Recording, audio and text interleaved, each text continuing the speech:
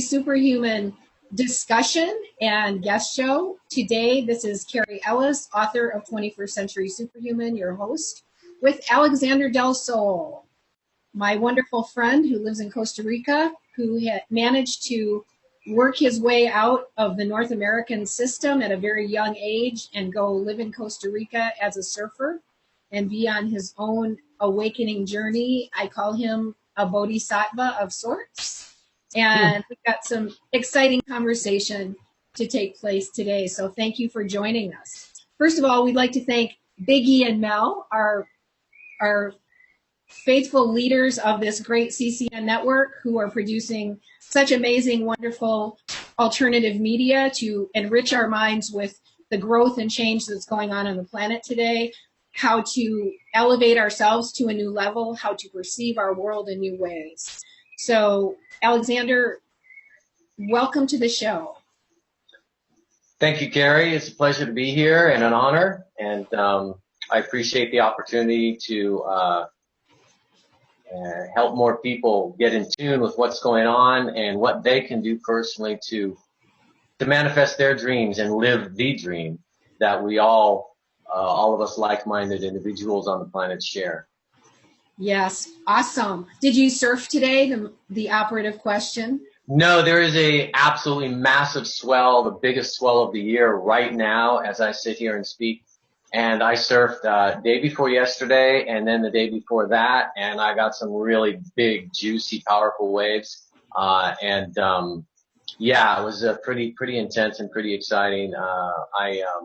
It's been a while since I've surfed really big waves. I mean, we're talking 10 to 15 feet, very juicy swell. And, so that was great, because I haven't gotten any big waves in a while. I mean, the biggest are like maybe 8-9 foot, which to me is medium size. So, but what's interesting is that, as you mentioned before the show, the state that I live in, surfing big waves and the adrenaline and the excitement and the energy isn't nearly as should I say, exciting or different now for me than it was even just a few years ago. When people tune in to the increasing energies on the planet, to the core of the galaxy, etc., it really completely changes everything about your lives. Kind of funny you say to the core of the galaxy, etc., because it's not the way people commonly think. However, I know the journey that you and I are both on, and probably many of the people that are close to us, we do tune into the core of the galaxy. We tune into the central sun. We tune into greater waves that are coming in, waves as in surfing, waves as in consciousness or awareness that are coming in from this incredible universe that we live in and the various dimensions of reality that are here.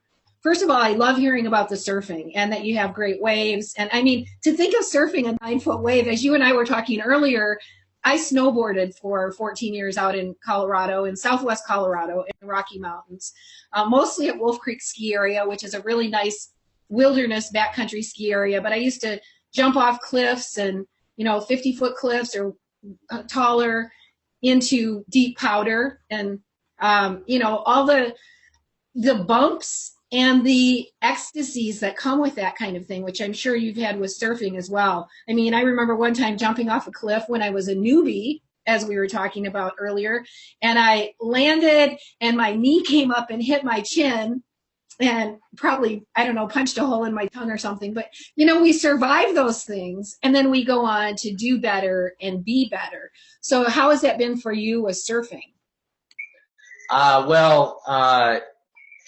I started surfing. Actually, I started body surfing. I grew up in Southern California, and I started body surfing at the age of 9, and used to walk to the beach from my house with my friend, and we used to go body surfing. And then at 10 and a half, I got a board. It was actually a knee board, but I was, a little kid.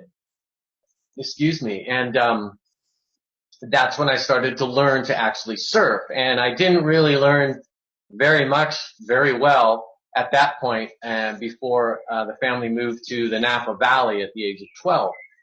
But then in high school, I met a guy from Newport Beach who was much more experienced than me, and we started driving to the coast. And yes, Cary, it was brutal. Learning to surf might even be worse, except for the falls, because I know snowboarding, man, you're not falling on anything soft unless you're in Well, it depends on when you're learning. I learned in a Right. year when there was a lot of ice. Actually, happened to learn during an icy year instead of a powder year, and bumped my head a few times. But you know, that's why they tell people to wear helmets when they're first learning. But you know, there is that learning curve, and we're talking about this also in relationship to the quantum thought path, which is our discussion point today, to the spiritual growth and awakening and awareness path, that there's a learning curve. And it's nice to have mentors along the way, or to have, you know, encouragement to help us through those bumps as we grow. It's necessary, really. I mean, I feel learning to surf without, you know, I didn't get any lessons. I didn't take any lessons. It was just me and my buddy, and we kind of learned together, and a couple other people we knew.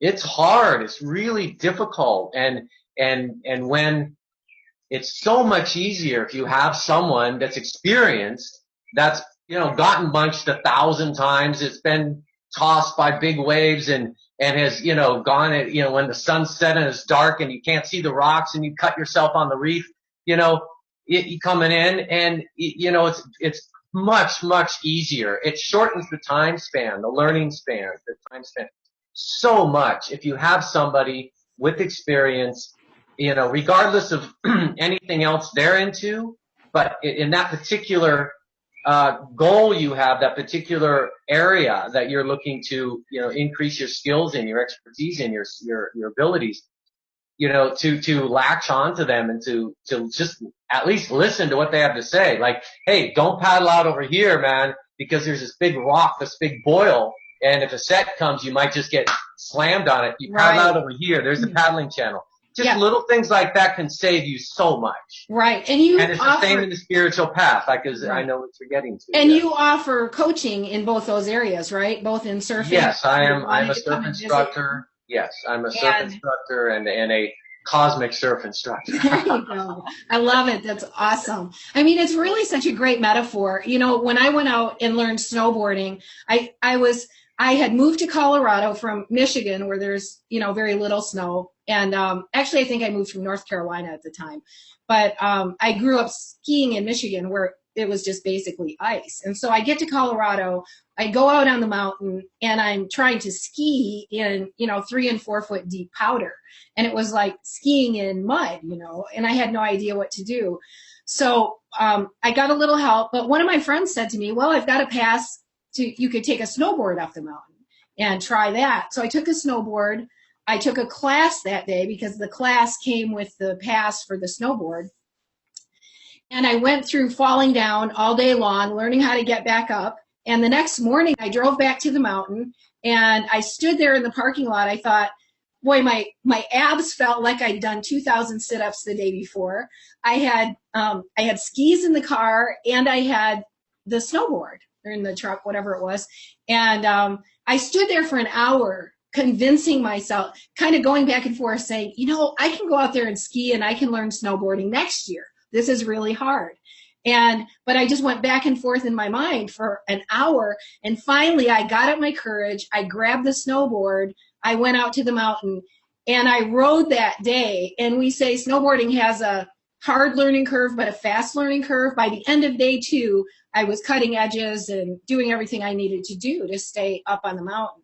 But it is a sport like that is a wonderful metaphor for life. And it's a metaphor for our spiritual learning process. I think especially riding waves, or riding waves made out of snow, is a really etheric process. There was a guy who I know did drug rehab for a bunch of guys, I think, and took them out on the mountain to ski. And they would get such great endorphins that they didn't want to go back to their drugs after a while. So, yeah, go ahead. What are your thoughts on that? Well, yeah, the internal pharmacopoeia is always much more powerful than anything external that you can take. Um, and to touch on something I don't think we're going to talk about in this show, but when you open up No, your really, pineal, I think, yeah, I mean, really, the internal pharmacopoeia, as you just said, is it is what we're seeking in life. I mean, we hunger for the endorphins, the oxytocin, the dopamine, the serotonin, yes, exactly, dimethyltryptamine, oh yes. exactly, DMT. So yeah, it brings us the euphoria without us having to, have physical external, intake of any substances, even natural substances, because I mean these are, the ultimate designer drugs are the ones made by your own body for your own body, but that's another subject. But the metaphor is so perfect because in surfing, as in snowboarding, as in hang gliding, as in almost all extreme sports that have to do with working with snow or water or air, you Even, have to yeah, feel it. You yes. need to feel it. You need to make some kind of non-physical etheric contact connection with the elements in order to feel your way, through that environment around, and because in surfing it's critical because when you're riding a wave, unless you want to just stand there and be like in the early days, we just stand there and just glide and, that's boring to me. So you've got to be able to read the wave and ahead of time. You actually have to be like clairsentient and clairvoyant and try to see just ahead of you what the wave is going to do next and feel the reef. And there's another thing that's very, very, very critical in developing any new skill or venture like this or sport is that one needs to come to a place where they accept what is and not fight it because you can't fight the ocean. Okay. You can't fight the mountain. Okay. The only thing you can do if you want to be successful. Now, of course, if your goal is to be successful, if your goal is to crash and burn and feel pain and break bones, okay, fine, no problem. But if your goal is to be successful and ride the mountain, ride the wave, ride the air currents, hang gliding or something, you need to accept that the air currents and the snow and the waves are what they are. They're going to do what they do, and you need to adapt to them. You can't demand that wave, you have to break this way because that's what I want to ride. No, that's insane. You simply have to accept what is with a neutral, objective mind and a peaceful, calm mind, and then work with that. Because the moment you start working against it, you're going to crash. You're going to have a problem, And that is going into that state of oneness. And it's what we talk about with DMT, the chemical that the pituitary and pineal glands put out, that once that is activated by our joy, by our ecstasy in life, it begins automatically putting us into a state of oneness that brings in synchronicities, brings in telepathic ability. So it is flowing. It's learning to allow ourselves to enter into that state where we flow with the universe. And I think these kind of sports actually teach us that. I used to say, if you didn't know how to flow, just go to the mountains because they'll teach you. And, and the same is true for the ocean. Don't go to the ocean, or river kayaking is the same way, Yep, absolutely. I have a good friend that was just down here. I hadn't seen him in 30 years, and he came, and he's a big river kayaker.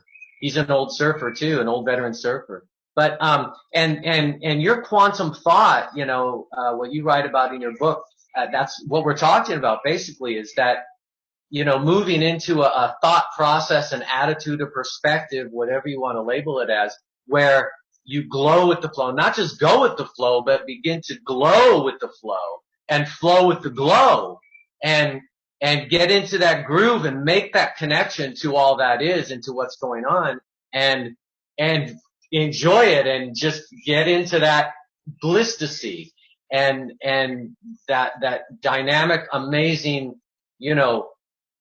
takes your words away. It's so overwhelming kind of feeling, that sensation that you can then turn to other areas of your life and learn to apply that same perspective, mentality, etc., of quantum thought, of a greater perspective and a calm, centered, connected perspective to your money, to your living situation, to your relationships, etc. And those skills that you learned in snowboarding and I learned in surfing can be applied directly to the rest of your life, business, especially business, and you know, the law of attraction and creating your dreams, etc. So, and that I made that my specialty, was becoming a dream manifester, manifesting my particular dreams, and I've fully manifested 3 of those in my life. So, and I'm about to go for number 4, so, which is much more of a collective dream. And that's awesome. It's one of the areas I have so much respect for you, Alexander. And I think just as a model, because we grow up in this system where there's so much programming that goes on or has gone on for thousands of years. You know, as we say, many are now exiting the matrix or the slave species system. And as we do that, we wake up to this aspect of who are we really, and who do we want to be? What do we want to do in this world, in our lives? And you kind of grasped that at a really young age. You went to, I don't know, you tell us a little bit about your background, because I know you kind of were trained in business and went into business, and then one day leapt out of the matrix and said, I'm going after my bigger dreams. Yeah, in the ebook I made out of my blog, On the Cusp of the Wave, which I know is, you know, on the website. I did a 6-page super mini condensed biography, but basically I grew up in Southern California, Playa del Rey area, and then, my father passed when I was only 8.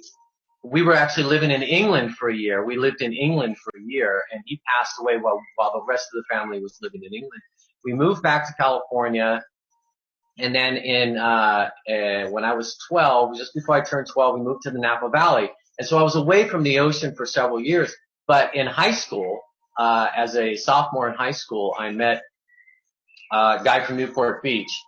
And then I started surfing again and really getting into it, and surfing really, we went out in crazy, I almost died twice. We went out in crazy waves. I mean, crazy giant waves where not even most of the locals were even paddling out. It was just crazy. We just go, well, I guess we'll just have to take another, you know, bong hit and go for it, you know?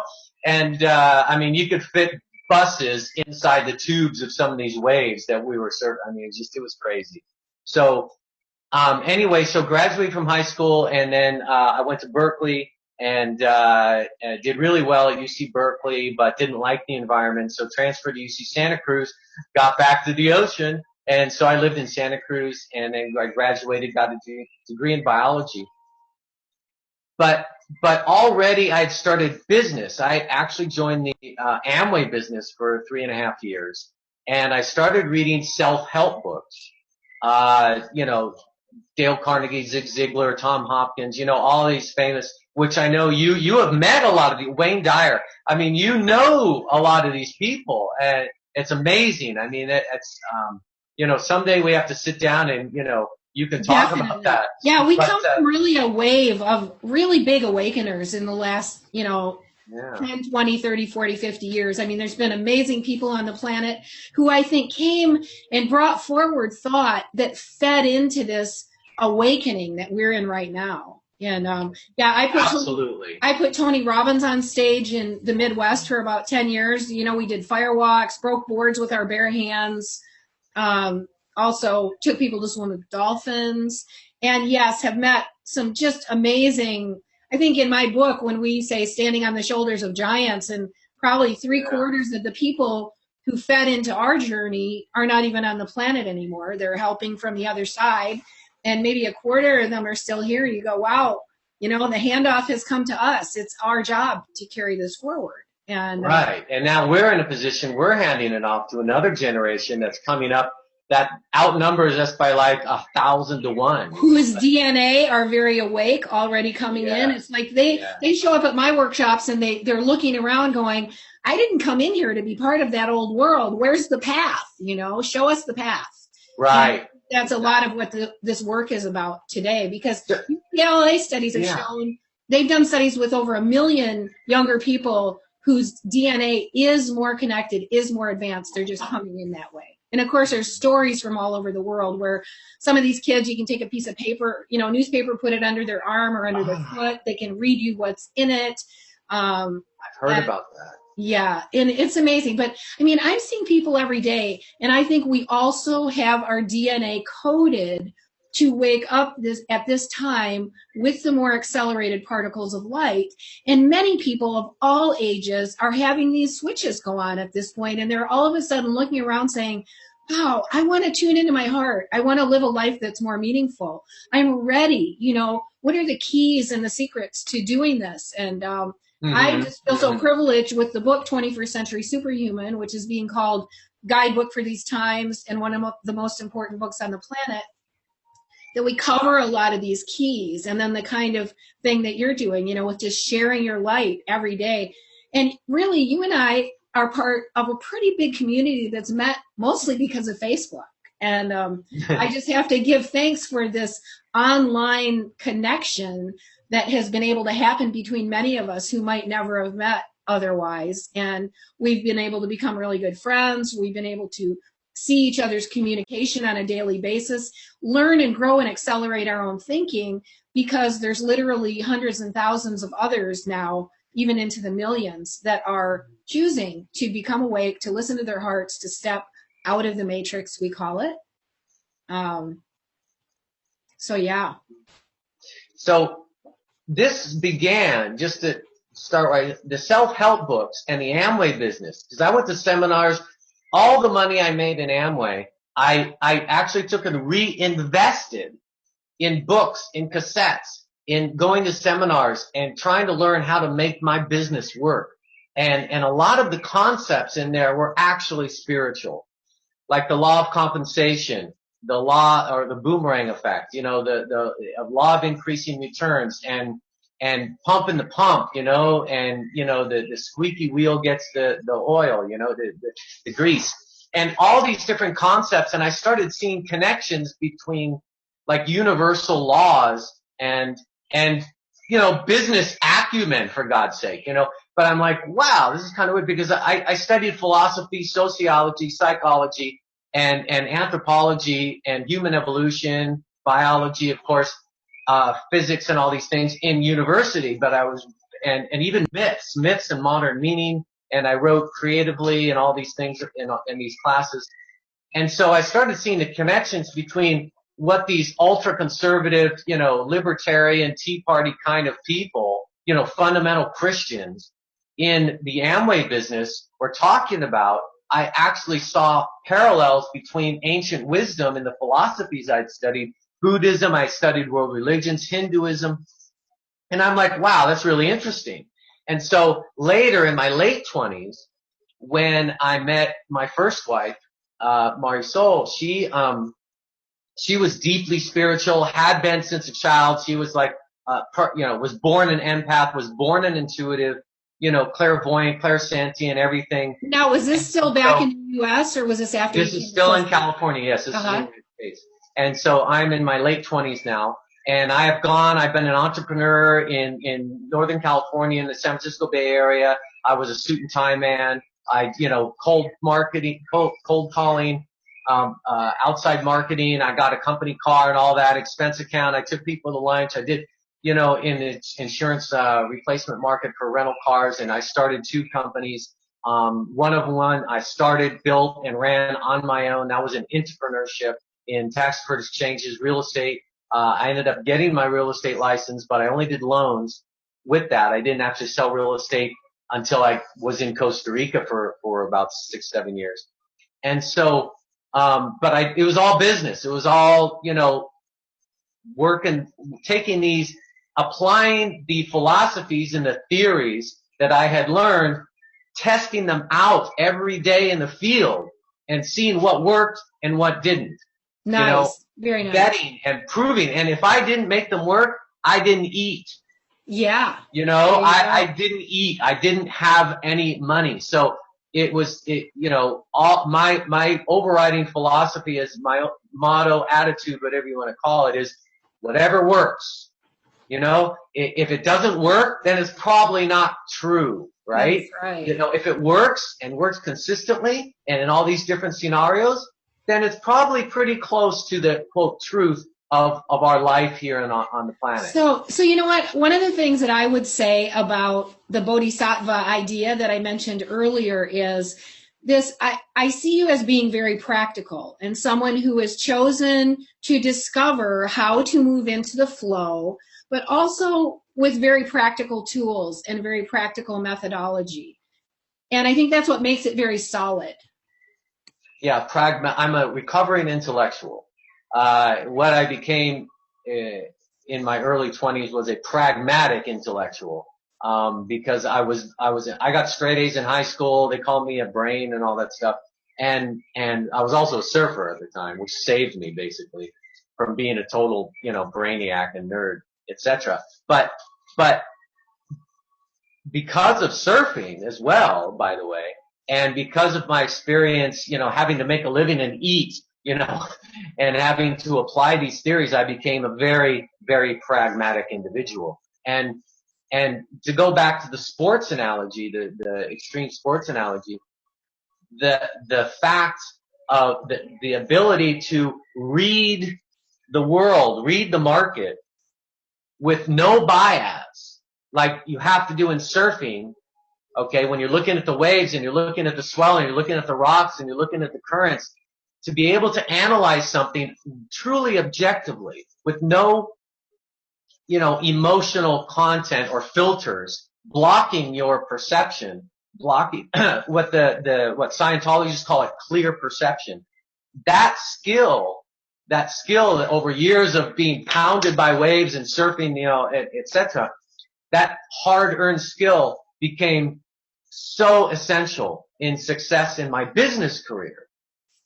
And then also in my personal life, as I applied that kind of approach, the pragmatic approach about taking these concepts and hypotheses and theories and applying them also to sales, marketing, and people, and getting dates, okay, you know, as a single man, it turns out that I found that consistently the same kind of philosophies and theories works over all these different areas. And so, but one of them, the principal one, was this state of mind of neutrality, of objectivity, of looking at something as it is, accepting it as it is, even though you might not like it. You know, you may not like it. You might like, oh my God, is that really how it is? Oh, that's horrible. But not having that emotional reaction. Okay, all right. It is what it is.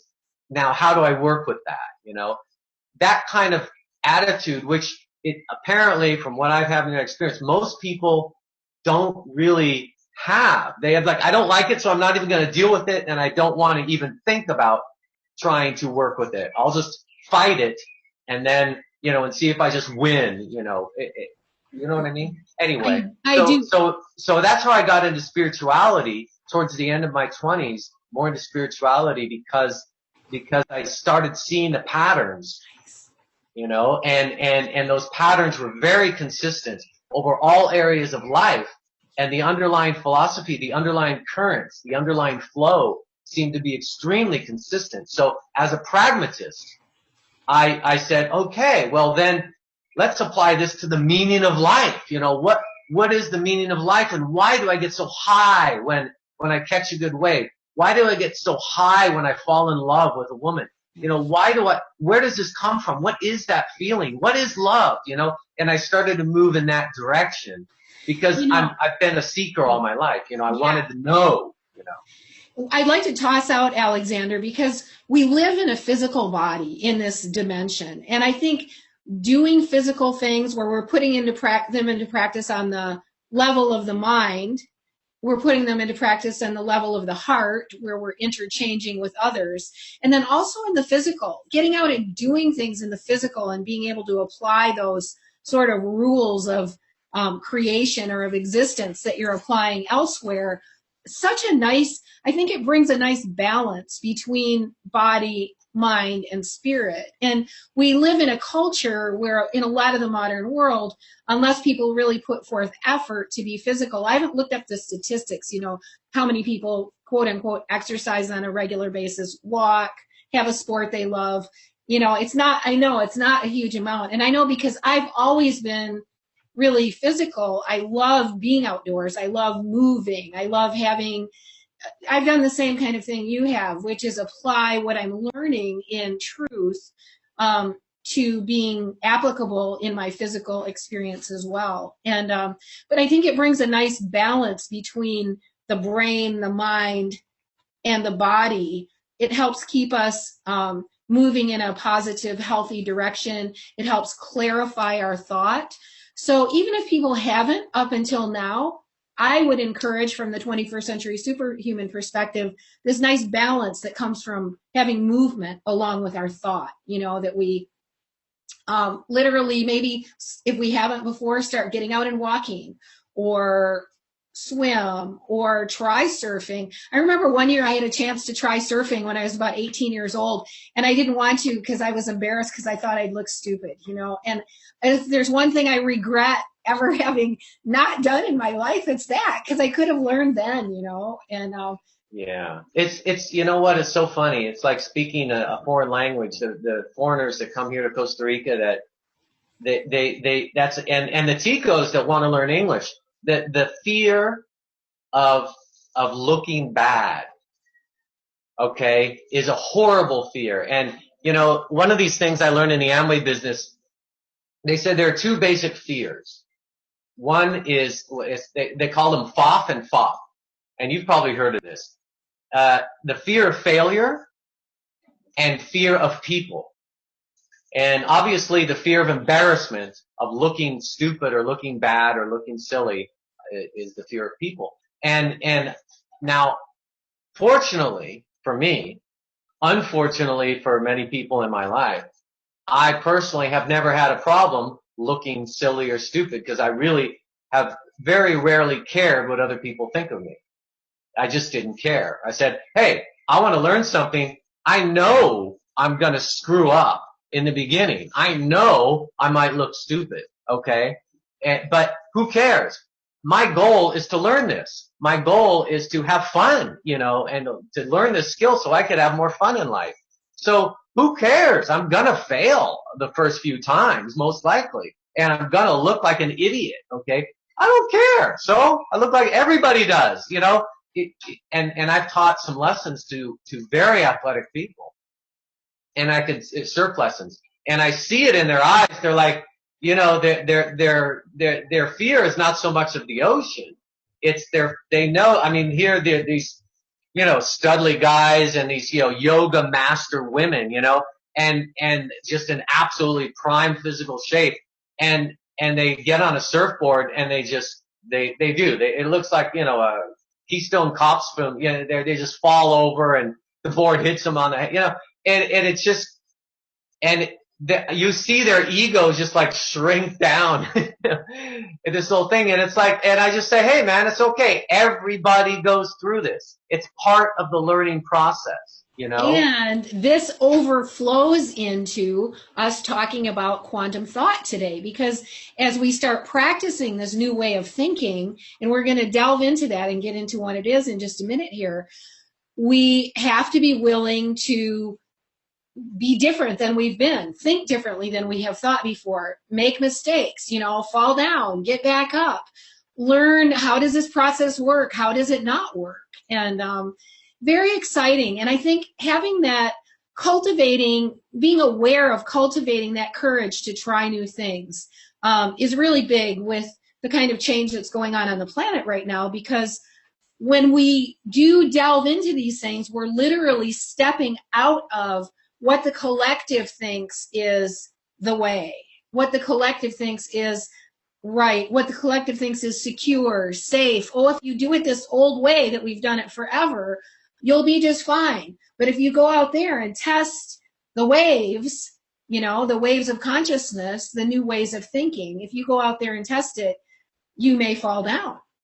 Well, does the world end if we fall down, or do we develop new muscles? I think that's the really big new muscles and skill. Right. Yeah. And the old story, God knows how old this is, you fall off a horse, well, get back on, are you just going to sit there and cry in the dirt, It's a matter of really, we've, in the United States at least, I don't know about other countries, but I know that I was raised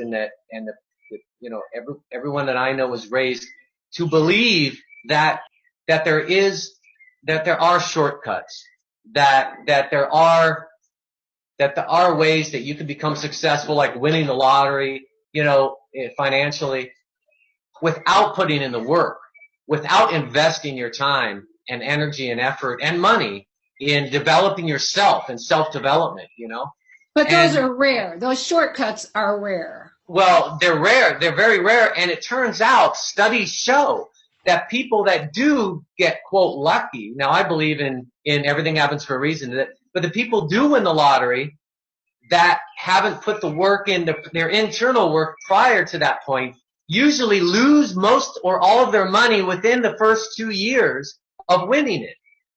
And so it kind of goes to prove that if you don't have the internal structure and wherewithal and consciousness and thought processes and integrity and strength to handle a higher way of living, a higher form, or a more evolved, let's say, instead of higher, there are no vertical scales. It's simply or more expanded, say, then you're going to lose it. You might take a few steps up, but you're going to eventually, come back too, because your own internal energetic structure will, by the law of attraction, will make it go away if you're not sufficiently developed internally to handle that, and it's a really amazing, like movie star marriages, you look at a lot of things like that and you see how they fail after such short periods of time,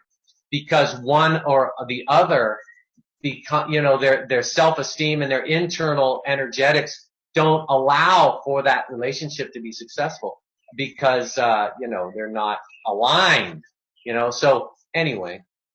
So let's talk about quantum thought. Let's do that. I've got just the introduction from 21st Century Superhuman. I'll go ahead and read a couple paragraphs out of that to just jump us into it and what quantum thought is and how it's really showing up in our world and our lives right now. So this is the intro. Were you going to say something, Alexander? Unmute. I'm sorry. In the next 20 minutes or so, I am going to need to take a short break and get the charger for my laptop. I just want to let you know that because I thought it was a 1 hour show. So okay, all right. Anyway, so thank you for letting us know. Okay, and if you want to run and get it while I'm reading this, you could, but you might as well either way just tune in so you know what I'm reading. Either way. Whatever works. You can go whenever. Okay, so this is the introduction, the beginning of the introduction from 21st Century Superhuman. It's called A Powerful Destiny. Backed by science and chronicled by the ancients, we are being irresistibly drawn into a surreal and empowering future, promising to carry us far beyond our wildest imaginings.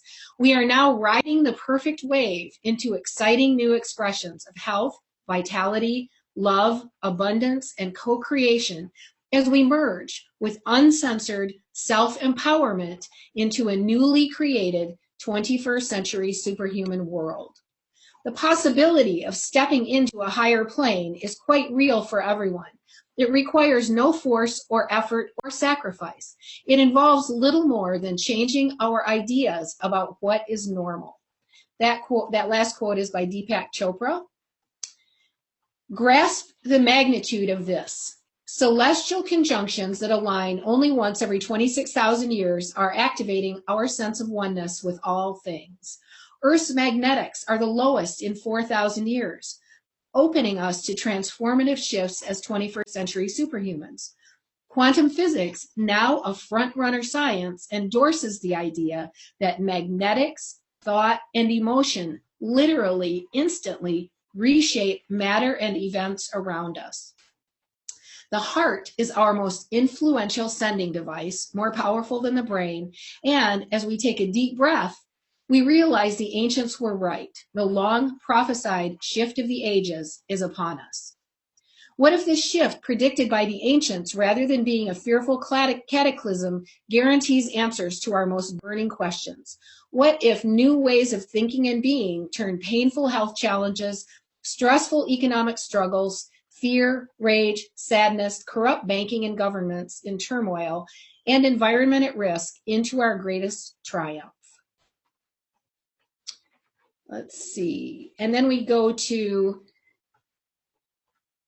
a quote by Neo from The Matrix as we begin to get into talking about quantum thought and how it is literally changing our perception of our reality. He says, I didn't come here to tell you how this is going to end. I came here to tell you how it's going to begin. I'm going to show these people what you don't want them to see. I'm going to show them a world without rules and controls, without borders or boundaries, a world where anything is possible. Hey, that sounds real familiar. Yeah. Yeah. It's what we talk about every day. Well, it's on my blog, so I wrote Good. that a few Oh, years yeah. ago. There you go. Yeah, it's actually, I think, in my main page, or one of my first blog posts, yes. So let's just talk, let's just define quantum thought here a minute. And Go ahead. Yes. One of the foundations for defining it is something called the double slit experiment, which was actually done back in the 1800s, a long time ago. And it was done having to do with light. And they shot electrons of light through a slit, and they expected them to land on the board behind in a straight line. But they didn't. They landed in a splatter pattern or waveform. And then they sent a person down there to watch, to stand next to the board as the electrons were going through. And suddenly the electrons landed in a straight line. Now there's a lot of variations of this happening today, but this experiment has been done thousands of times around the world. It's basically called the observer effect. And that as we observe anything in our cosmos, we literally call it into form. So if we say, that terrible war over there, we're holding that terrible war in form. If we say that beautiful rose over here, we're holding that beautiful rose, and it's sent in form. So there's many of us who've been on the journey of this re-education process of our thought. And we can go into many details of this as we discuss here, Alexander, but that literally our thought is creating. It's like throwing pebbles into a pond and creating the concentric rings that go out. We are literally putting our thought into what is called the source field. John Hagelin calls it the effervescent ginger ale that's just waiting for our thoughts upon it to call it into form. So there's many, many details to this that we'll get into, but do you have any thoughts on that as we just get started here? I could talk for at least an hour on that. I know you could. So, I mean, anything about the Matrix, I could write in it. I've written blog posts on those specific themes because that's the core of it. It's because everything comes down to one's thoughts, words, and actions, and the root of it all is your thoughts. And so, disciplining your thoughts and guiding your thoughts and controlling your thoughts, becoming as Deepak Chopra said. One of the first spiritual books I ever read was by Deepak Chopra called Timeless Mind, Ageless Body. And I got a cassette series. I was commuting down to downtown Oakland at the time, from the East Bay and, going through the Caldecott Tunnel and, every single day back and forth, during the week. And so I'd listen to these cassettes and I just get jazzed. Who cares? The commute's an extra 10 minutes, I'd just be listening to Deepak and just, being stoked on all this. So anyway, and it's our thoughts determine our reality because I mean, if you take the simplest, tiniest thing, you know, eating breakfast, okay? Your thoughts about, well, what am I going to eat? How am I going to prepare it? I mean, affects your material reality. It affects your how is it going to make me feel? You know, of is course, it of terrible or course. is it good? Is this, oh my gosh, I'm eating something I shouldn't be eating, or Oh, I bless well, this and I, yeah. you know, I hold was it I in was my, taking it from the I mean, most of the people listening to this show are going to be well advanced in this kind of thought yeah. or these ideas and already know, but some people, maybe this is the first time they've heard of these concepts, but I'm taking it from a very basic, part of where someone who's maybe never heard of your thoughts create your reality is going, what? What do you mean our thoughts create our reality? The reality's out there and we're, you know, affected by them and victims of them, you know, and so it's a way to demonstrate that, hey, no, what you think about what you're doing and how you plan your day and plan your life and how you make decisions completely changes everything every day about your life. And there's Everything.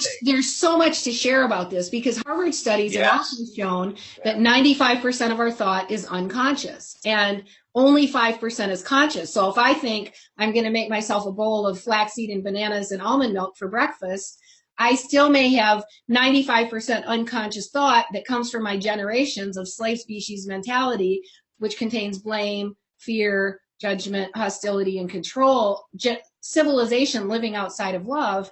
And I might be saying about my breakfast, oh, is this going to make me fat? Or, oh, is this going to make me healthy? Or, oh, is this going to make me unhealthy? So the unconscious is constantly sending out these thoughts into the field as well. Right. And therefore, logically speaking, what should one do in order to advance and evolve in life? And what should one do? How does one start? Number one, go within. Number two, go within. Number three, go within. Is you need to discover what those subconscious thoughts are, what that programming is. You need to discover that programming. That's why the Matrix is so powerful, because it talks about the programming of all individuals, how the programming to believe that they live in a civilized society and that they believe that they need money to do this, to do that. The belief that they need to dress a certain way, they need to act a certain way, they need to speak a certain way, they need to behave a certain way in order to succeed in life according to that system, that slavery system. So go ahead. The original thought that we started with on the show today was you were talking about, well, Alexander, you left the Matrix. You succeeded in leaving the system and building a life, you know, maybe not completely out of it, but mostly out of it.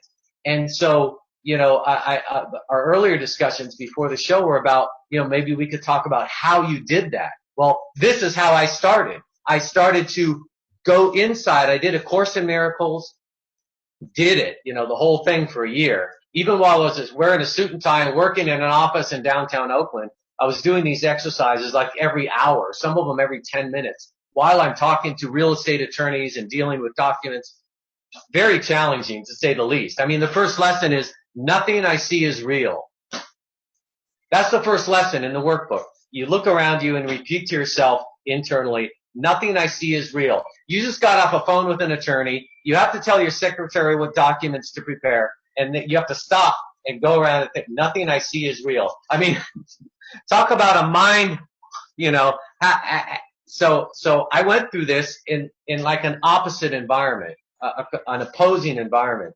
And that's why I started deprogramming, you know, one of the methods I used to deprogram my own mind and my own ego mind, my own, you know, human personality that, I mean, I didn't even know how deeply we were programmed.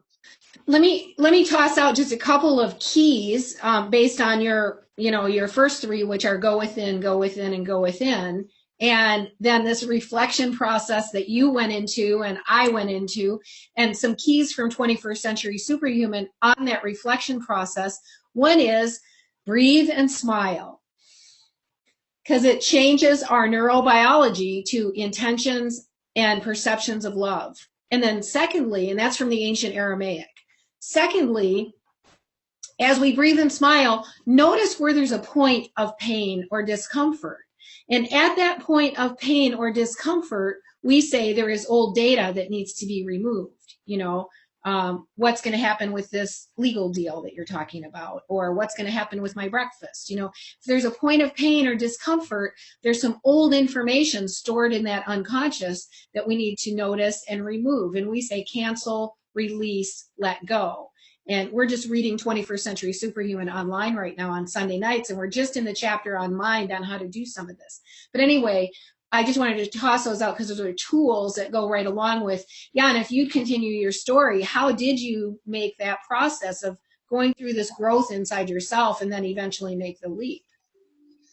Well, I consciously started the process, actually a little bit maybe before I started A Course in Miracles, and that was when I was 28, I believe, 29, in California before I came to Costa Rica.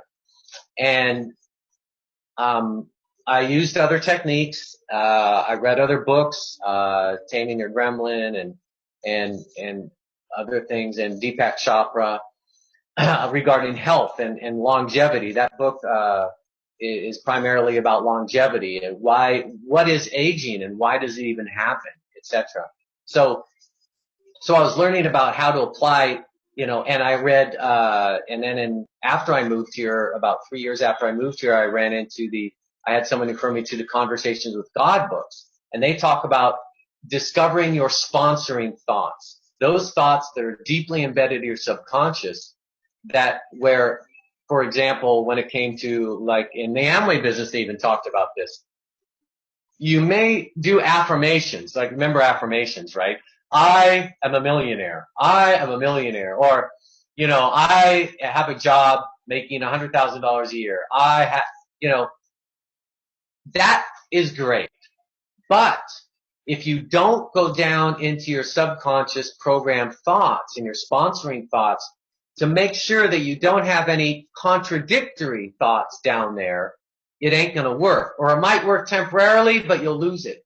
So you have to go in there and if you have a thought, this is classic in the business and financial world, a thought that money is dirty and rich people are all corrupt. Okay? If you have a thought like that in your subconscious, then you could do affirmations till you're blue in the face and plaster your refrigerator with all these little sayings and such and read 1,000 self-help books. But until you root that thought out of your own psyche, it's gonna be fits and starts, win and lose, back and forth, all that, until you get that out. And so if you take that idea about the money, about an attitude towards money and the beliefs about money, you can apply it to anything in life, and it's the same thing. Love, relationships, surfing, sports, anything, it's what you believe. We're getting down to belief systems now. It's what you believe in your deepest psyche that determines how your life flows or doesn't flow, regardless actually of any actions that you are doing on the quote outside. It's really what's on the inside that pushes out your reality, that creates your reality outwardly. It's not an inward, it's an outwardly. And so, it's a reversal of everything that we were taught, And I'm sorry, I can't hear you. What's interesting about what came, this was an early, in this century, the late last century, it was really early thought, doing affirmations. And the movie The Secret came out, and What the Bleep. And What the Bleeps helped us start in understanding that chemical, how our neurology was really looking for the dopamine of the higher sort, such as that created from love and from our own higher thought, but how it looked for other things to answer that, everything from rage and hostility to, literal drugs. But then the other side of that was the affirmation process, which, oh yes, if I just do an affirmation, I've got $1 million in my bank account. But then I have this, this conflicting thought in the unconscious. It wasn't being addressed, but it was a great initiation to this thought process. It's fun to look back and see how we've grown through these levels of coming to understand this. Neville Goddard was an early guy in the 20th century, who taught that our thoughts create our reality. There's some great readings by him online. And, there's a number of different places that this has come from, but it's so much fun to see how we've progressed and how really the majority, I think, that understand this at this point are starting to get that it's deeper than just an affirmation. And we do have to clean out any unconscious thought that is resonating within us. I always say in my classes, or if I'm teaching a workshop, so why is it there's a war on the other side of the world? And is it because of those bad guys over there? And they'll say, nope, it's inside of me. It's because I'm carrying war inside of me, or I'm carrying anger or hatred or violence. And, getting to understand this is a pretty big process, because we didn't grow up thinking this way. We grew up thinking it's somebody out there's fault. It's their fault. They're the ones doing it. They're doing it to me. They're doing it to the rest of the world. And this is, nothing could be further from the truth in a quantum world. But getting to grasp this is, what we're breaking down right now that's so important. Well, you are now touching on a very, very powerful and sensitive subject that I think we're going to get to later. And that's called taking personal responsibility for your life. Okay? Your life, in order to, in one sentence, very simple. If you want to become self-empowered, then you need to become two things: self-referencing and self-responsible. You need to take responsibility for yourself. How can a person conceive of taking credit for everything that happens in their life that's, quote, good, but yet not taking credit for everything that happens in their life that's, quote, bad? In other words, you blame everyone else for all the bad stuff, but anything good happens, oh yes, that's me. I created that. Yes, with my thoughts, words, and actions. I created that new car. I created that nice relationship. Yes. But when something bad, quote, bad happens, that's not so warm and loving and flowing. Oh no, that was his fault. That was her fault. No. She broke up with me, man. No, that was her fault. And again, it's a self-conflicting, dichotomous, duality thinking, non-second. It's either full responsibility for everything of your life, or just play the blame game. And let's just bring that back to, there is a saying in quantum physics, which is, there is no out there. In fact, this is a chapter in the book 21st Century Superhuman. And it basically means that Greg Braden says the matrix can only mirror to us, or the world around us, the field, can only mirror to us that which we're giving it. And we're literally living in a mirrored hologram experience. Now, getting our minds to grasp this, I remember when I first started writing about this, and my friend would come out, who's my contributor in the book, would come out and knock on the door of my van in the morning, and she'd say, well, how are you today? And I'd say, I'm not the same person I was yesterday, because I was getting these waves of comprehension that this reality is being created by me, by the thought inside me, by the energy inside me. It's a huge leap. It's a huge leap from where we've been for thousands, hundreds of thousands of years. And in fact, that was the giving up that we did a long time ago, was saying, I'm not really a creator. It's their fault. At the story has it, Adam says, oh, I didn't do it. She did it. And Eve says, oh, I didn't do it. The serpent talked me into doing it. So it's that point at which we gave up the idea that we were creators, and we just made ourselves, victims of the fact. And, right. And so this is a big, how do you say when there's 1 billion people starving to death? Do you need to run to your, I was just saying it's a huge subject. I mean, huge subject. When very critical. 1 billion people starving on the planet, how is it that is their choice, or that is their thought form creating that? And that gets into the really depths of this. Without going too far into that right now, I'd like to kind of keep tying together maybe the broader picture. I think some of some of what you were, I don't know, do you have any thoughts that you would like to carry forward at this time? And I don't want you to run out of juice on your computer either. So No, I got plenty of time. I have okay. another 15 minutes at least. Okay. I guess you want me to continue with my process, my story? Yeah, because I think what we're trying to do is tie in an overview of how does this come to us? How does it wake us up? How does it take us that next step? Because once we really start getting this, we do begin living our lives differently, because we're no longer saying, Mm-hmm. well, it's my dad's fault. He yelled at me when I was a kid. Well, it's, I'm just subject to this economy. I can't do any more than what I'm doing, but we begin having to look at, my dad yelled at me when I was a kid because he had World War II PTSD, and because I had some energy in me that said, I need to experience this in order to wake up. Or, my grandfather was a poor immigrant farmer. So yeah, the economy looks poor to me, but this is old data in that unconscious container. So, it's a very, I'll give you an example from my own life. Just recently, I was having just a talk. I was just talking to, my now former renter, one of them. And, he's a guy, he's in his, mid-30s or so, and, he came to Costa Rica, and he's a very gutsy guy, he came, he bought a property in the area, although, no real paperwork and a lot of faith, and he's, very into permaculture. But I said one thing that I, call it a belief, whatever you want, but something that I've discovered through personal experience.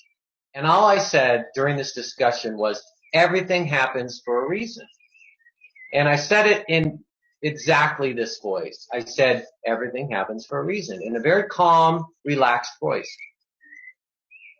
It was amazing how angry he got, how really irate he got with me for saying that. And why did he do that? Because he said that's a crazy, he used that word crazy, that's a crazy idea. He just went fully into ego, fully into, the victim mode, the victim mentality, and all the way to the extreme. And when people do that, they exaggerate, of course. So what you're saying, Alexander, is that the serial killer, because that's how serial killers justify their actions. They say, everything happens for a reason, and I was meant to kill that person. I'm like, oh my God. How worse can you misunderstand a concept than that, right? Because there's nothing to do with that. And so this is the kind of subject, this is the kind of emotion that we deal with when we talk about the victim mentality and the savior mentality, and taking the simple idea of taking responsibility for your life and what happens in your life with you. It's very difficult for a lot of people to not blame other people, especially if the way we were raised, it's, most people, at least 80% still, at least of the planet, a drunk driver hits you, crosses the center line and hits you, okay, and breaks your ribs, okay, hits your car and messes up your life. It's very difficult for the quote victim of that car accident, of that drunk driver, to say, well, why did I create this accident in my life? That's a huge leap. It is. And so I completely comprehend why people have a lot of trouble with these concepts. But the thing is that I've shown, and I'll relate this to what we were talking about before, is that in my own life, I made a decision. I said, I don't want to live my life the way I've been living it. Okay? I want a more dynamic life. I want a funner life. I want to be free. I want to be free of this matrix. I want to be free of this programming. I want to be free to surf warm tropical waves with nothing but a wetsuit, or nothing but a pair of shorts on, not this thick, heavy wetsuit, and my hands go numb and my head starts ice cream headache and my feet go numb. I wanna be in an environment where I can really enjoy life to the fullest and pick mangoes off the trees and drink coconut juice. I really want that. And so I really want to learn how to create that for myself. And so I had a lot of passion. I had a lot of motivation. And I took an immense leap of faith. Everybody in my family, all my friends, thought two things about me. One, I'm absolutely bonkers and nuts. I had a great job. I made good money, and all these other I had a nice condominium in California, all these, quote, superficial things. And they're like, you're just going to give all this up? You're going to, and just go without a job, without any plan, without any, concept of what you're going to do to make a living, to live, to survive. And I said, yeah, because I'm going to take the risk. I'm going to take the leap of faith because I've learned some things about thought control and mind control and how to create the law of attraction, how to create abundance in my life. And I've visualized this and done all these exercises. And I really feel that maybe I will fail. Maybe I will, like learning to surf, maybe I will. Okay. But it's worth the risk to me. If I fail, okay, I'll come back, tail between the legs, and maybe get a job again and all that crap, but I really feel I gotta try because I can't stand this culture, this environment, and this oppression, and this police state, and this, financial slavery, and debt slavery. I can't stand it. I can't deal with it anymore. I can't, it's really getting on me. And this was back before chemtrails. This is before, this is 20 years ago. So, yeah. My God, I don't know how people can stand it now. I'd be dead. I'd be in one of those protests in Oakland and probably shot by a cop or something at this point. But, but anyway, and so I made a decision, a choice. I made a choice that I was going to take the risk. And that's really what has to happen. And to touch on something that really I don't think we're going to talk about, but the why of the oppression, the why of the matrix reality. Well, maybe if you expand your thought out a little bit farther, that people can maybe see why the heat is turned up more and more and more and more every year.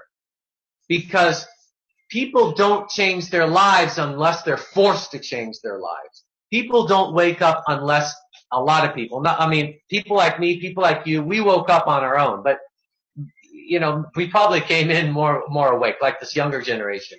But most people, especially if they live like a middle class, semi-comfortable life, they really need something to force them to wake up, to force them to change, to force them to become spiritual, to try to figure out what life is about. Because if they're too comfortable, like the frog, have you ever heard the metaphor of the frog in the pot of water? That, when the water's cool, the frog's comfortable, and if you turn up the heat slowly though, the frog gets more and more uncomfortable. But, until the water's really hot, the frog probably just going to hang out and sit there. You need, there's others, you need a thorn in your, a rock in your shoe. Right. And then all of a sudden they turn the water up one more degree and the frog is dead because it wasn't attention. Yeah. And those that choose not to jump out of the pot, well, you know where they end up. So, and so anyway. And again, let's just loop back through that and say in the wake up process, this is sort of what I propose in 21st Century Superhuman, is that the field of the source field, the field of source, which Nassim Haramein, the quantum physicist, talks about, that is surrounding us, that is this field of creation, that is, electromagnetic energy just waiting to come into form. Really is a source field of love, and it is a pure creative flow. We call that word love as a non-damaging, kind, beneficent energy. And when we play outside of that field, it's just like talking about the world around us and the system around us and the matrix and the slave species system. It can only exist because we have played with energy outside of love inside of ourselves. So we've raised this collective resonance that's a lower frequency resonance that's kind of mirroring back to us all the time. And this wake up process that we're in, I always say, we're cleaning the Spitwads off our movie projector so the source field can flow through us. And it's about getting rid of our old data that's holding, the archons as rulers of the darkness and, all of this stuff. I mean, it is created by a collective lower thought frequency. And so as we wake up and as we begin moving forward in getting the Spitwads off our movie projector lens, in breathing and smiling, in clearing out every painful feeling that comes up that is part of our old data, and we begin operating in pure love, we literally begin changing what we see coming at us in the field around us. Right. We move towards clear perception instead of a distorted perception based on the filters that come from our belief system. Exactly. And our old thoughts, forms, and our programmed types of thinking. There's something that really liberated me. There's a out of A Course in Miracles, and it's in the introduction to A Course in Miracles. There's one short statement that says it all, and it gave me a perspective, a benevolent perspective that was very, very, very, very difficult to accept in the beginning. I mean, horrifically. It's basically the everything happens for a reason, but couched in slightly different language. And and I quote here, nothing real can be threatened. Nothing unreal exists. Herein lies the peace of God. And that's in my book. Yes, and it's in mine as well. Yeah. It was in one of my first articles I ever wrote, and it's in one of my blog posts. Yes, and that is, and if you just look at that one, in that one statement, it's like a Buddhist koan. You can find enlightenment in that one statement. If you sit with that and meditate on it and let it roll over in your mind and in your, it can really facilitate that. You want to read it? Why? Because you want to read it one more time? Yeah, it's memorized. Oh, say it. for 20 years, yes. Nothing real can be threatened. Let's just take that part. Nothing real can be threatened. Okay. What is that? Nothing real can be threatened. It's very simple. In other words, nothing unreal exists. Right. Okay. The car that hit you, that's not real. What's real the is... The table is not real. Right. Nothing real can be threatened. Okay? So, and herein lies the peace of God. In other words, so what does that lead to? Now, if you read that, if you take it at face value, you're like, that's a very confusing statement. What the hell are they talking about? What the core, the essence of that statement, you need to discover what is real. What is real then? And as Deepak Chopra and Osho and every single luminary in the history of the planet has said, there's only one thing that's real, and that is love. That is spirit. That is God. That is creator. That is the source field. That's right. That, because only what is real, only what is eternal is real. That's right. Okay? What is real, what is truth, and what is eternal are all synonyms. They're all the same exact thing. And that is all there is. That is all there is. And that can never be threatened because nothing unreal can touch it. Nothing unreal can harm it. That's why you could be at the bottom, you could be 10 feet underwater getting pounded by a 20-foot wave, and you can be at total peace. Because, which happened to me, by the way, because because I knew that my body wasn't real, because my body is not eternal. Okay, my body is a projection. It's a creation of my eternal soul, that which is a spark of divinity, which is love. Right. Therefore, I feel very peaceful because I know that I will continue to exist. My consciousness will continue eternally. And there's nothing that can change that. No angry neighbor, no car accident, no horrible, girlfriend or wife, no kids screaming, no dog biting my leg, none of that can touch what I am and what is eternal and what is real. And yes. Therefore, I am always at peace now because I really feel that and comprehend it. And boy, have I felt that the past few years. Oh my God. We may not want to get into that. But. No, because it gets deeper and deeper and deeper. I mean, the more you get into it, and I've said there's so many stories. I'd like to toss in a couple little stories on this right now because it is such a beautiful thing when you start getting that nothing real can be threatened and that there is no death, that we are eternal beings. And death was this big story made up by this society that lived outside of love for thousands of years. And, we could go obviously on and on and on with this, but, it's the story of, the mother who picks up a car off of, the child that the car rolled onto. I had a friend out in Colorado, Patrick Sullivan, if you're listening or anybody we know is listening, who was driving. We were all like this snowboarding crew out in Southwest Colorado. And one day he was driving down a road into town in his big old California Suburban. He was a California surfer. And I learned how to snowboard behind him, which was really fun. But one night he comes driving into town and it's right where this elk herd always crosses. And literally like 50 elk crossed the road right as his Suburban came over this hill. And he was such a great surfer and such a great snowboarder, and he knew how to give himself to the field. He gave himself to the field, and he just rolled through this herd of elk without him or the elk being hit, because he knew that he knew that nothing real could be hurt.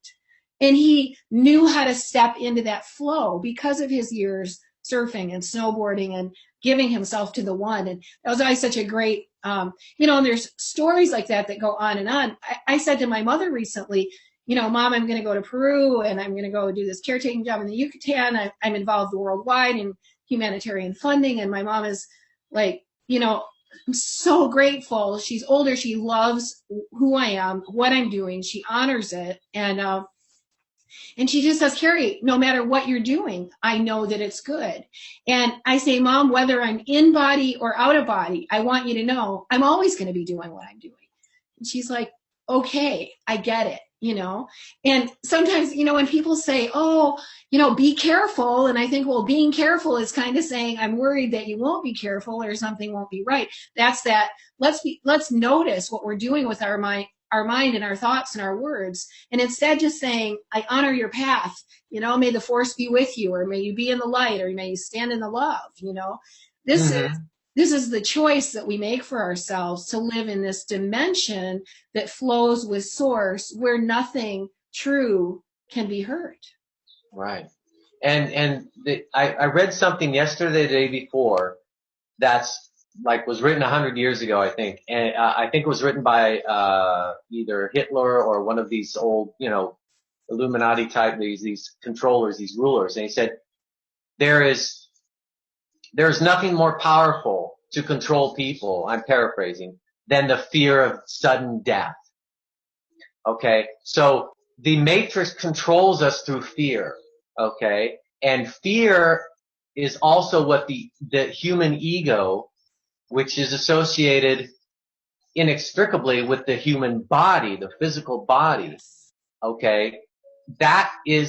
Fear is the basis of the ego's thinking. Why? Because the ego is designed to take care of the physical body. And only the physical body, the vehicle. Okay? So its job is to protect and nurture and find nutrients for the physical aspect of our beingness while we're running around in these vehicles, these physical vehicles. So its thinking is, you could even say naturally fear-based, because all its entire job, its reason for existence, is to keep the physical body functioning. That's it. That's its only job. And reproduction of the physical body, obviously. So when it comes to relationships and food and all these survival issues, the ego's job is to make sure that the body gets food, reproduces itself, raises, the children to reproductive, maturity, etc. I'm a biology major, so this is all reproductive strategies and all these things. That all comes from the ego mind, okay? And that's okay. It's not a bad thing. As a matter of fact, it's a necessary thing. The problem arises when you get a small cadre of ruling elite, okay, that understand how the ego works and how it thinks, and finds the hot buttons and the levers with which to manipulate the masses, manipulate that fear, exacerbate the fear, as in terrorism, etc., and then pass more and more restrictive laws to control more and more their little biorobot slaves that are providing them with big jets and yachts and, castles and all these other things, okay? They have that science down, okay? So the only way for us to liberate ourselves from the matrix is to liberate ourselves from that control. And the only way to liberate yourself from that control is to liberate yourself from fear-based thinking. And the only way to liberate yourself from fear-based thinking is to learn, understand the concepts that are underlying the way we think, our programming, and then do the process, do the things necessary that only you can do, only each individual can do, is a choice, right? In order to empty out your septic tanks, your subconscious septic tanks, and get to clear perception, and then put spirit back in the navigator's seat that ego took over many thousands of years ago. See, ego, I'm kind of going off on a tangent here, but ego well doesn't want to play both roles. Ego just wants to play the role it was designed for. It's happiest being the driver, not the navigator. The navigator is supposed to be love. The navigator is supposed to be God, spirit, okay? Like the Christians say, God's will. Let me do God's will. It's in the Bible. What that really means is let spirit take control of my life. Be the navigator. Ego will still be in charge of driving the vehicle, but no longer figuring out where it's supposed to go. Because spirit is like the eagle up above, can see the lay of the land. It can see ahead, the clairvoyance, can see behind, can see ahead, can see to the sides, and has much greater vision. It taps into the collective consciousness and can see ahead. Whereas the ego is in the little car, in the little vehicle, can't see anywhere, just out these little windows, right?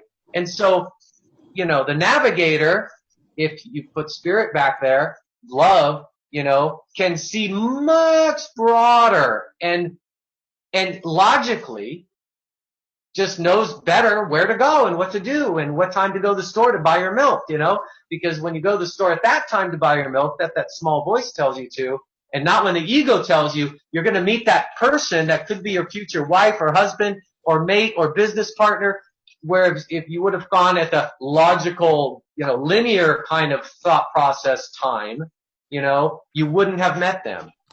See? Anyway. That's so well said, Alexander. Really, really well said. I love it. Beautiful. And, that whole concept of we are living in this collective that has allowed itself to choose to be driven by fear. And fear has cultivated a whole dynamic here that is kind of, holding us in its sort of hypnosis, its hypnotic effect. And so it does take a lot of awareness to breathe and smile in every situation, because literally, as the Aramaic is a language, it's an original language that was grounded around the time of ancient Egypt, about 5000 BC. It literally opens up neurobiology in our brain, and this is carried forward in many cultures, such as the Hawaiian, the aloha breath.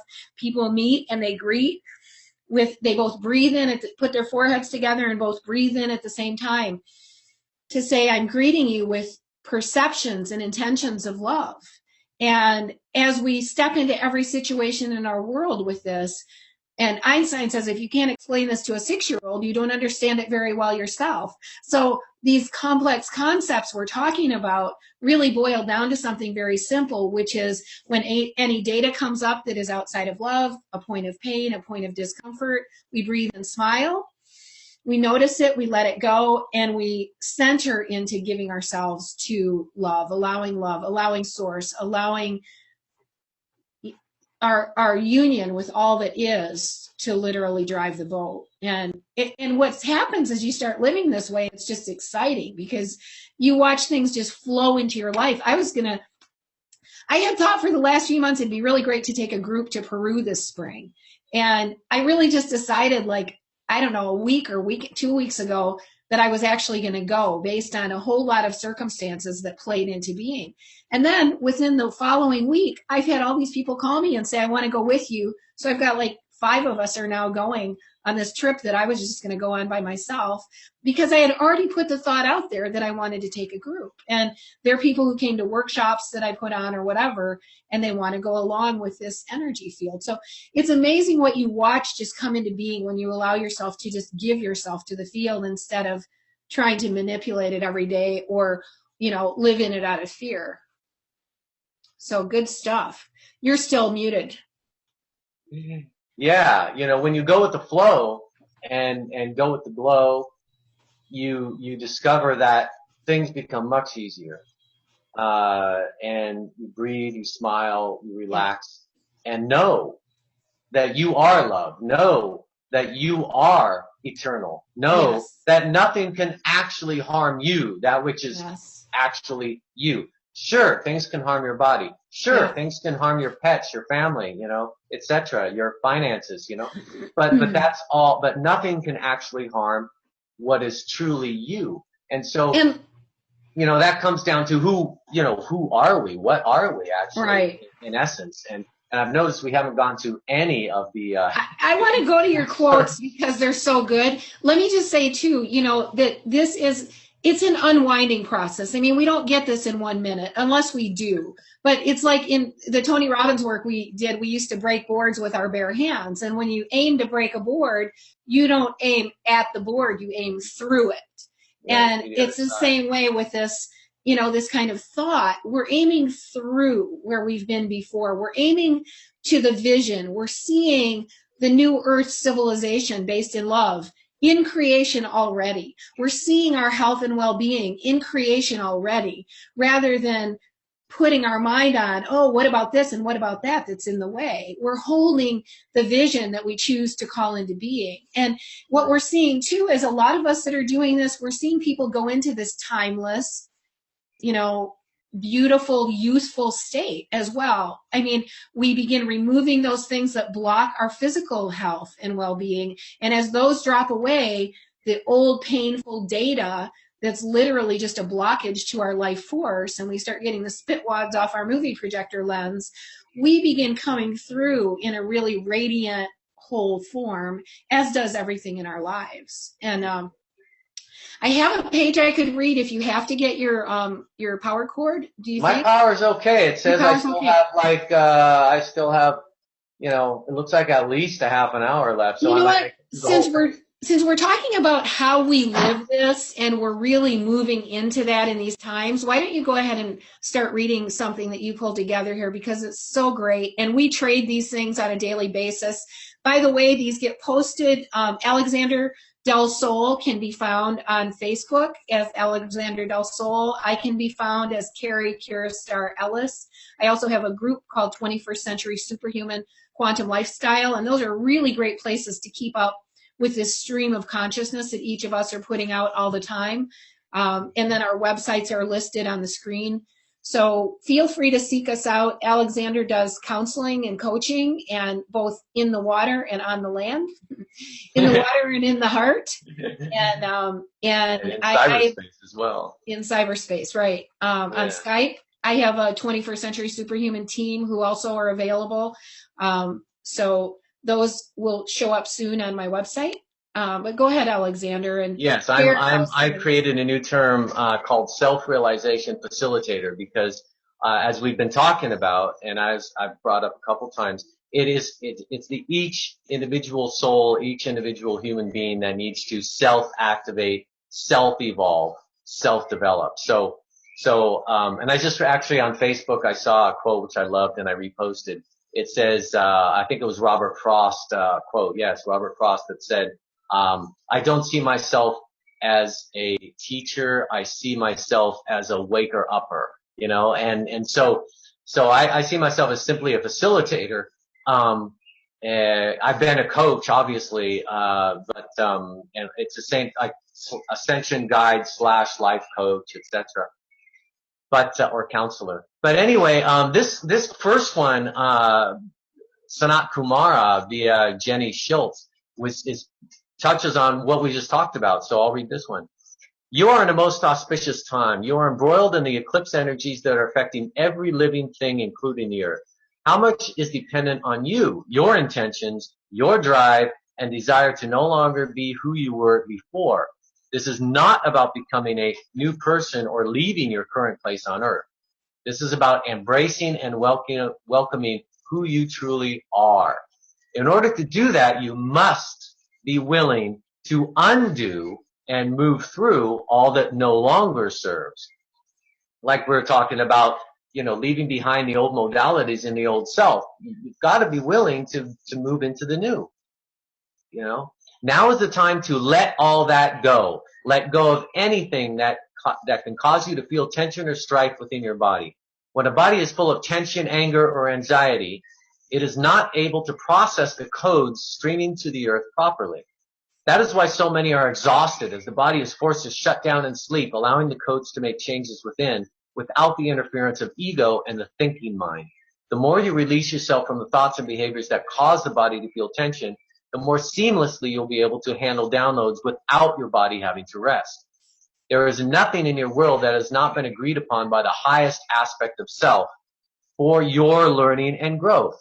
Once you understand that all is beautifully orchestrated, even when it seems to be chaos, the more you will experience peace. Once you surrender to this knowledge, you will then become the master creator you are meant to be. Everyone will be or has been disconnected from the old grid and reconnected to the new. We expect this to be completed by April 6th, by the way. Be mindful of your thoughts, behaviors, and routines.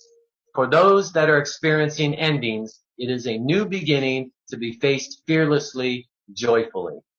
So that came out a few days ago by Sanat Kumara through Jenny Schultz. And that's just what we were just talking about. Alexander. And here's Isa North. Alexander. Yes. Let's just toss out while we're on that first one that you read.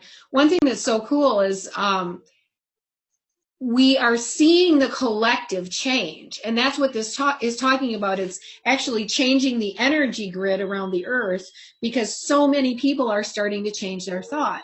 I mean, when I talk to leaders, I call them leaders on the front lines on this change around the world, we're literally seeing everybody gets that it is going to happen out of love. It's not going to happen out of somebody killing off somebody else or somebody else getting shut down. The planetary change is going to happen because we've changed inside ourselves. We've cleared out our old data, our old unconscious data. We've cleaned the Spitwads off our movie projector lens. We have opened ourselves up to flow with the source field energy that's the most powerful creative energy in the universe that we were designed to be disseminators of. And because of that, the collective around the world is changing. We call it the planetary grid, which holds the energetic lines that literally hold this holographic existence in form. So that's what is really being talked about here, that there is such a big change happening in the collective that we are part of a shift moving forward. And as we say in 21st Century Superhuman, we're in a place that we get to only once every 26,000 years. We've moved into accelerated particles of light, which mean that we are being stimulated we're being stimulated to wake up at a greater level. Dieter Broers calls this the greatest evolutionary leap in human history, with the potential as great as when humanity discovered language, that we literally will have changes in our brain matter that allow us to step into an entirely new form of civilization and human actualization on the planet. So, right. And we are the forerunners of that. We are the way showers and the dam breakers and the systems busters. yes. And I don't know if you've read ET 101, the Cosmic Manual, but I know the lady who I love that little book. Yeah. Because it talks about, it talks about our roles, our mission. We're all mission specialists, and it's funny. It was so funny to read some of these missions, the code talkers and it's she anyway. Actually, the lady who wrote that actually lived in Southwest Colorado where I did. Didn't she write that like 20 years ago? I think. This is in California before I moved to Costa Rica. This is 1990 or 91. Yeah, and I've communicated with her personally a few times. And Zove Joe, also Diana Lupi, she went by Zove Joe in the original publication. But and then she went and worked with the Crystal Skulls for a while or something. But yeah, that little book is so fantastic. And anyway, and Brenda Hoffman has been writing some amazing material lately as well. And this not only talks about what we've done, but it talks about where we're going and kind of a visual description of where we're at. So it's not long. It's actually a little shorter. Could I read this one? Yeah, okay. You agreed to build New Earth Bridge. So you did. Now you are demanding that you'll be allowed to experience the fruits of that labor. So you are. Even though your mountain climb was sufficient to begin movement on New Earth Bridge, to accept the new reality of joy and love for others and yourself, you requested a rapid roll down your green hills to ensure you would fully experience New Earth in this lifetime. The rocks and brambles you recently noted on your path are not the result of some God or universe punishing you. It is that you are expediting your New Earth journey and process, so you requested more energy for that cleansing. Not only do you wish to cross New Earth Bridge, you are planning to live in it before exiting Earth in this lifetime. For most, that last statement means that all you desire will change within a few years. So you must race through all you wish to do, that your time on Earth in this life has boundaries. Allow those beliefs to float in your mind for a bit. Then realize, perhaps with great joy, that as you shift your DNA, cells, vibrations, and frequencies, as you did the past few days, this was during the full moon and equinox, and as you did the past few days and will continue for perhaps as long as you are of this life, there are no guidelines for what is happening. In other words, and this is mine, I just add a little note. We are at the point where we can create our new world with no limits. No collective has ever done this in the history of the universe. We are at pure creation. You are not a worm or moth. You are an eagle contemplating your next frequency and or dimensional experience. When and if you decide to explore new patterns is entirely up to you. All that was required of you prior to entrance to Earth in this life, our missions, was introducing New Earth. You achieved that goal years ago. So it is that even the sky is no longer your limit. So be it. And I love this post of a few days ago because it talks about how we have accomplished our missions.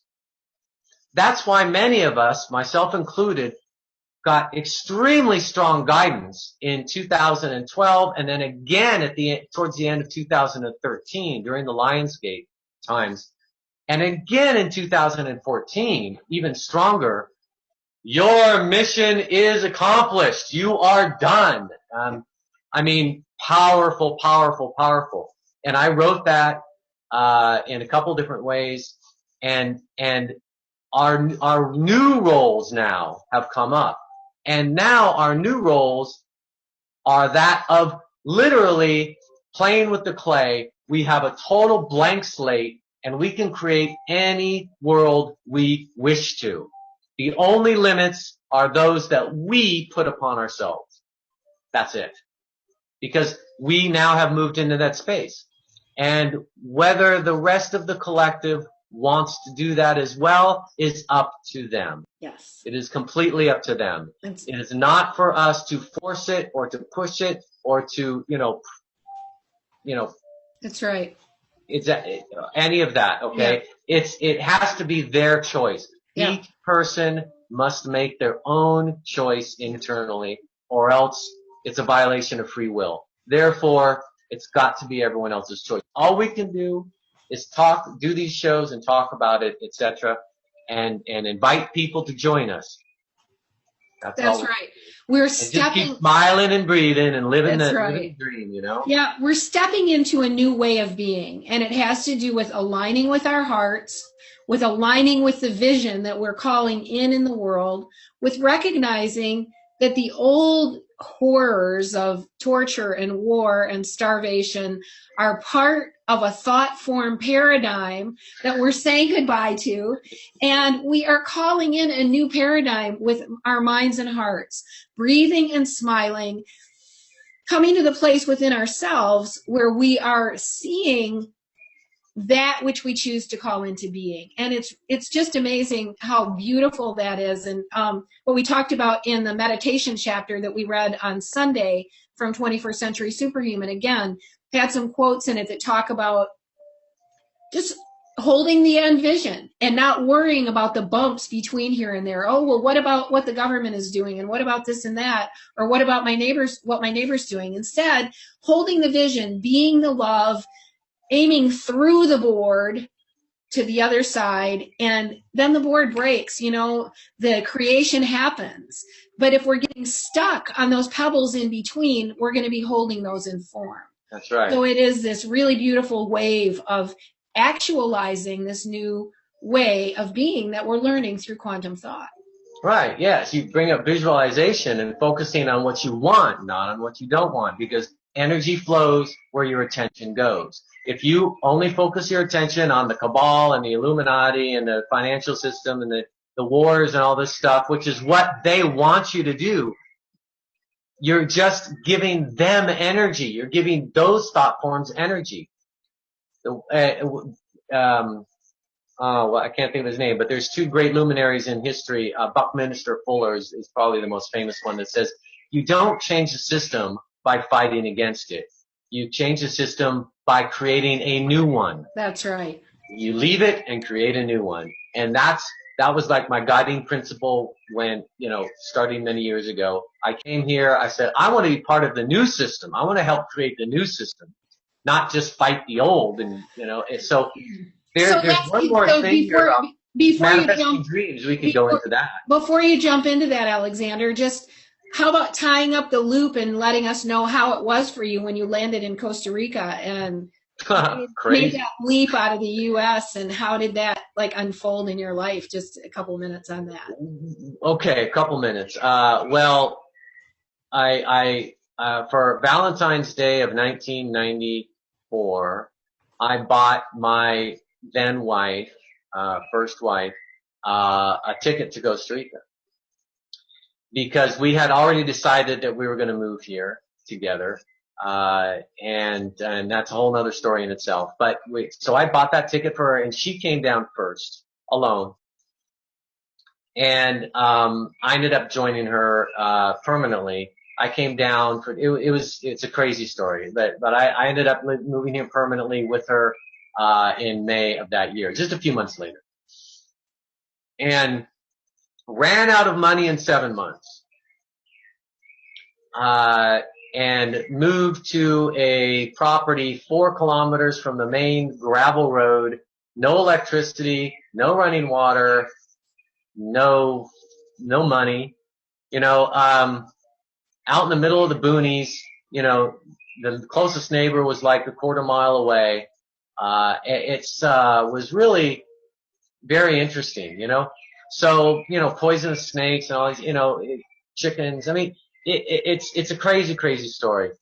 But, I stuck it out, and while we were doing that, she was writing a book. I brought this used piece of crap laptop down, and she wrote a book, charging the laptop up at the neighbor's place who had a generator, and so she could write 1 hour a day.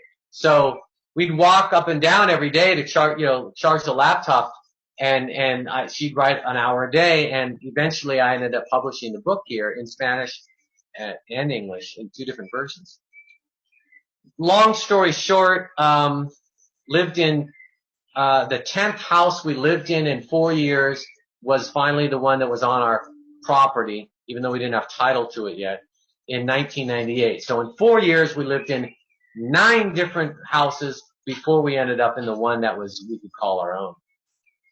And in 1996, before that, we adopted our first child, or became foster parents for our first child. And then the next year, 2 more. No money, no job. I was doing whatever I could to generate income, to make money. And I used all the skills I learned, in marketing and sales and writing. I'm a writer. And eventually ended up creating a tourist guidebook for the southern zone of Costa Rica, the only one that's ever existed for the southern zone. And then now, is that available on Amazon? The last edition was 2004. So there are still used copies on Amazon, I believe. Yes. I don't think they have any new ones, but old, used copies. I have a box full. I give them to people here that come and visit and rent my apartments, etc.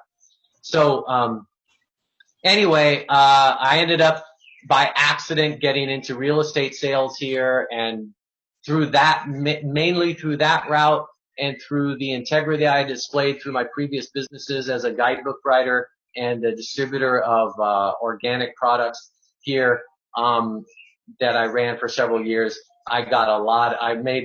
I was able to ride the wave of the real estate boom here between about 2003 and 2007. And I made a lot of money, was able to buy several properties and,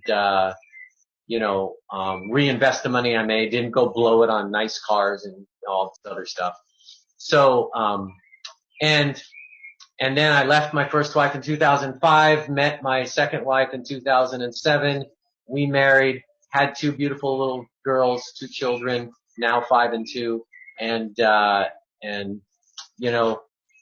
I've lived several dreams. I've manifested several dreams that I visualized, focused on, wrote down. Did all those things that we were taught to do.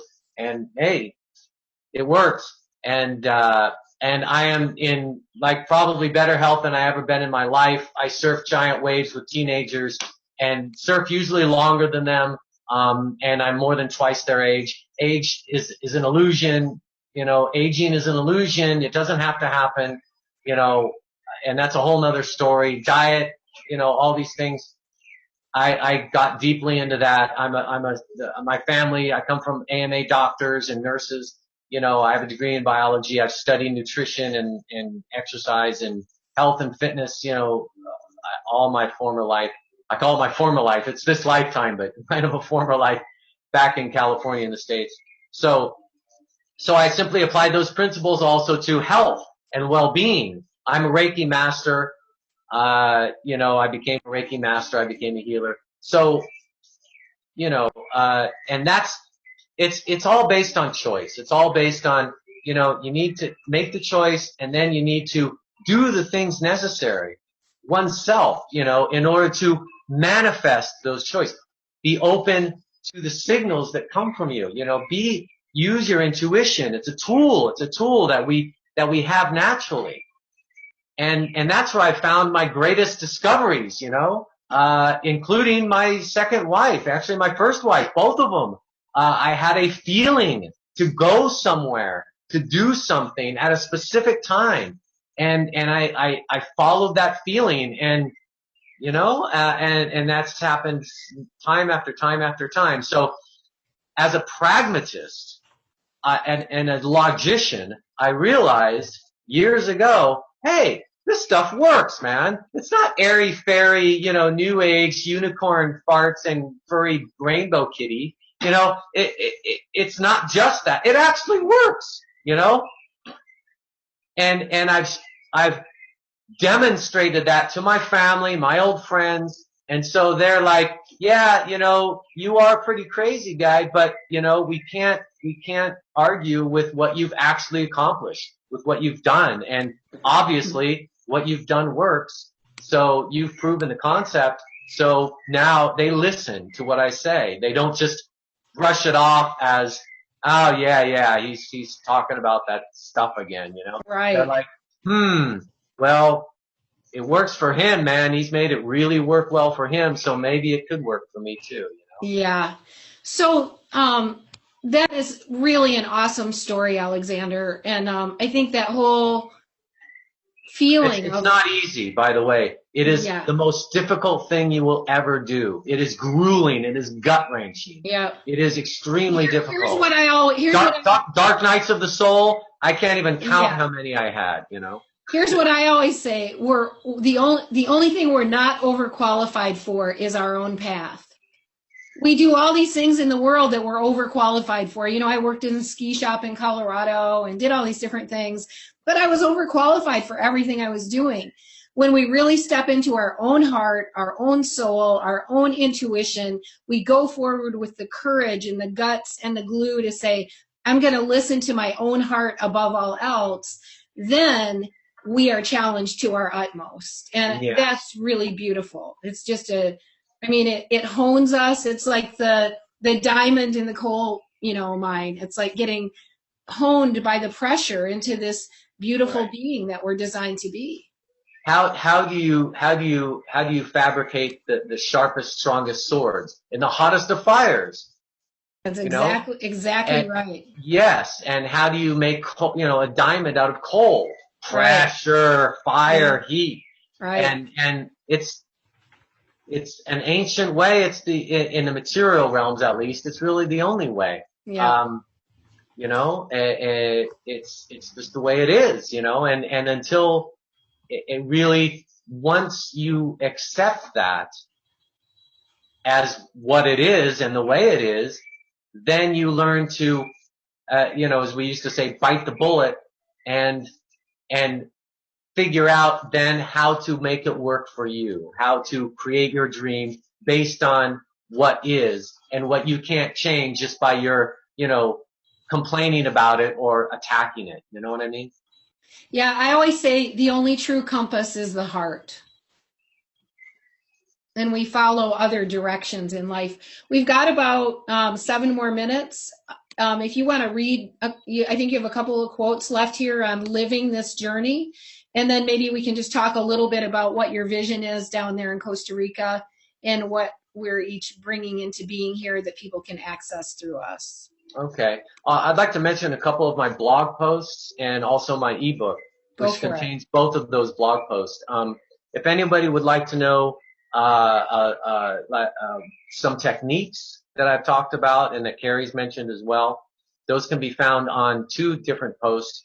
One is called Stopping the Mind Chatter, and another, which is an earlier one, which is actually an article I wrote in about 2007 or so, called Be the Eye of the Storm.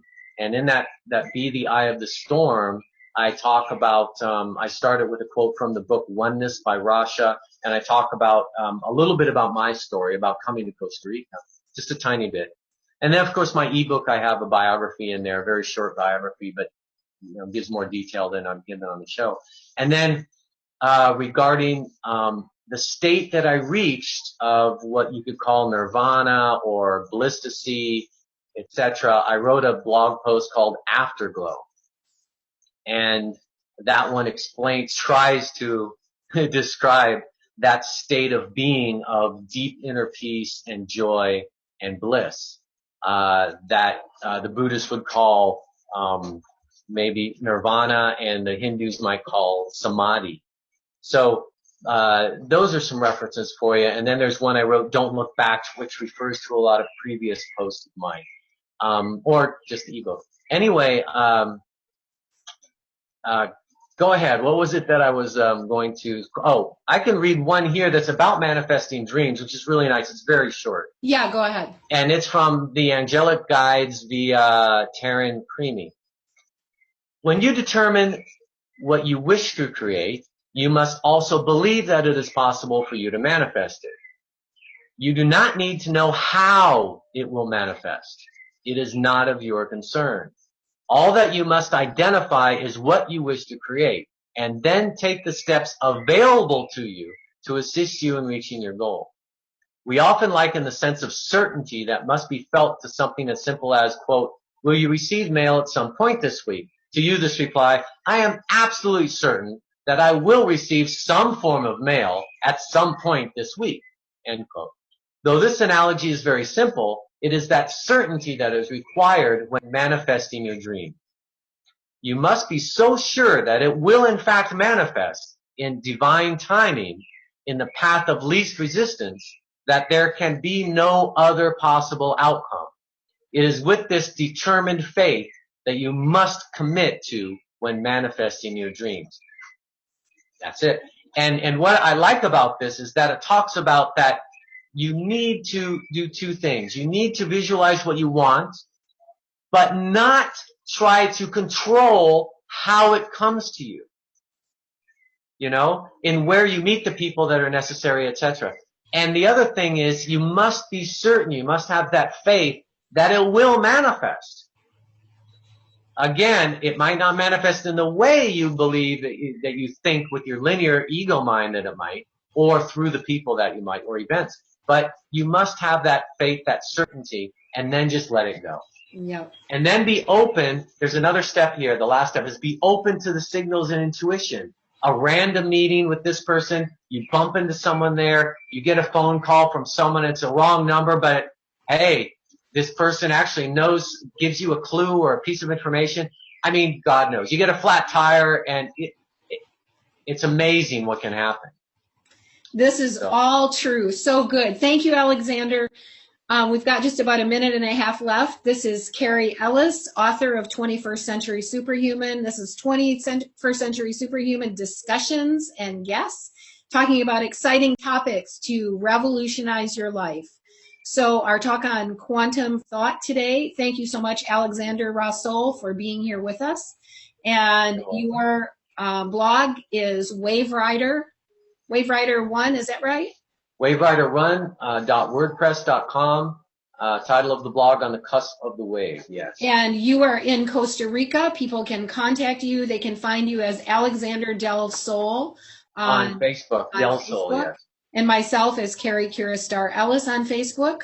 And you will do surfing coaching, and you'll do personal coaching as far as soul growth goes and the soul journey right now. Absolutely. I'm thinking of designing a program for self-activation and self-development, self-realization for small groups of people as well. And you're also looking at developing a community down there in Costa Rica. Absolutely. I have a good-sized property, and I have some people next week coming down to maybe start developing that with me. We'll see what happens. So let's say thank you so much and many blessings, and we shall see you and all of our listeners soon. Okay. In Lakesh. Adios.